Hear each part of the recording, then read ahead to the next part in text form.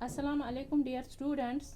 Today we are going to study history of class 8th and today's topic is ruling the countryside.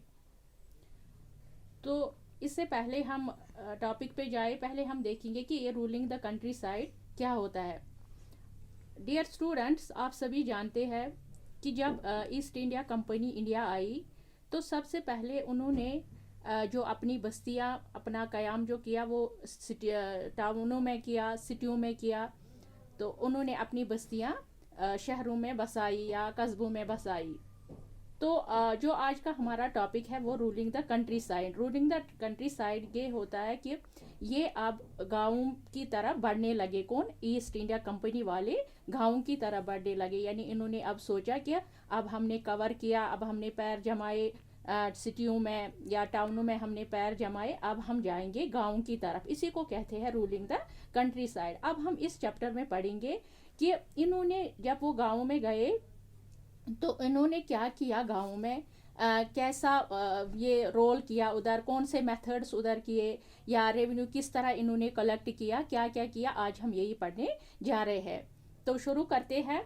तो इस जो हमारा ये chapter है रूलिंग द कंट्री साइड, तो इस चैप्टर में हम ये पढ़ेंगे कि जब कंपनी दीवान बनी. दीवान का मतलब है यानी पावरफुल गवर्नमेंट ऑफिशियल, मिनिस्टर और रूलर, या in other words we can say Diwan is also known as Wazir or Prime Minister, Chief Minister and looked after revenue and finance. ये दीवान का काम होता है. यानी जिसको हम वजीर कहते हैं या चीफ मिनिस्टर कहते हैं उसको दीवान, उन दिनों दीवान कहा जाता था.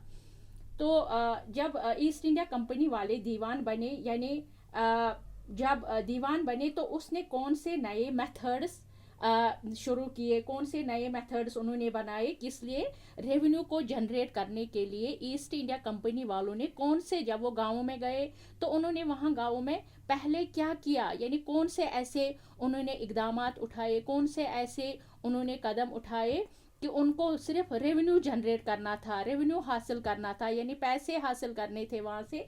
तो उन्होंने कौन से मेथड्स वहाँ ये किया, उठाए. और साथ ही उस टाइम जो एग्रीकल्चर कंडीशन थी ये हम जानेंगे इस चैप्टर में.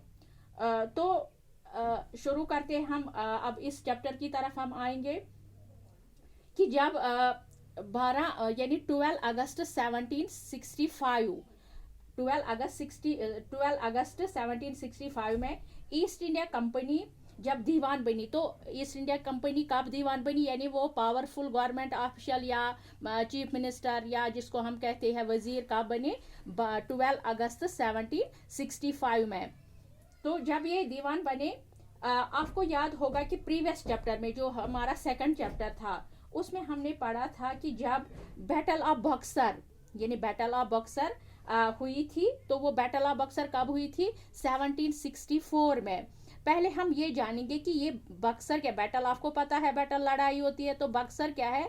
बक्सर बिहार स्टेट में एक सिटी है, यहाँ वहाँ पे है. यानी जो ये बैटल ऑफ बक्सर है ये बिहार के एक शहर में हुई थी जिसका नाम था, उस जगह का नाम था बक्सर. तो ये बक्सर की लड़ाई कब हुई थी? 1764 में.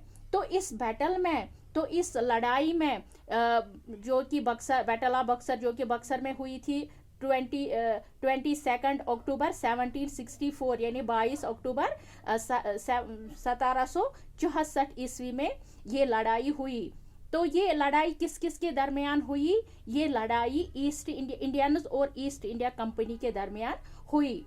तो ये हमारा प्रीवियस चैप्टर था, यानी जो हमारा सेकंड चैप्टर था ये उसी में हमने पढ़ा है ये बैटल ऑफ बक्सर. तो उसमें क्या हुआ, जब इंडियंस और ईस्ट इंडिया कंपनी के दरमियान जब ये जंग हुई, वो 22 अक्टूबर 1764 में जो हुई इधर बक्सर में.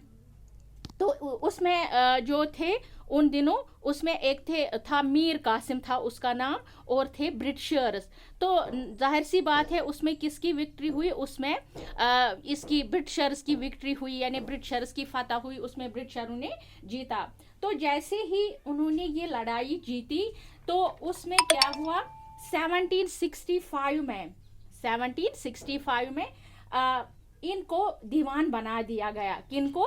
ईस्ट इंडिया कंपनी वालों को दीवान बना दिया गया। दीवान, अब आपको पता है दीवान क्या होता है? दीवान होता है यानी जो पावरफुल गवर्नमेंट ऑफिशियल होता है, या जिसको हम मिनिस्टर कहते हैं या रूलर कहते हैं, या in other words we can say वजीर और chief minister, who collects revenue and finance from that place, यानी उस जगह जो ये करेगा, कलेक्ट करेगा रेवेन्यू।